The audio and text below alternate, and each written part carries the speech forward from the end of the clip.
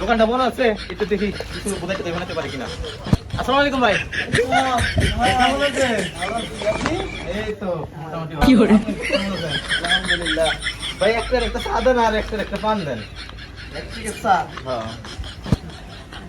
আসলে তো বিক্রি মনে করেন আরো কম নেয়। আমি সময় ভাই না। হ্যাঁ হ্যাঁ ভাই হ্যাঁ। আমি শুনলাম যে আপনি বলে আরো কম নেয়, সেই জন্য আইলাম আসলে। আচ্ছা আগেকার যুগের মানুষ তো।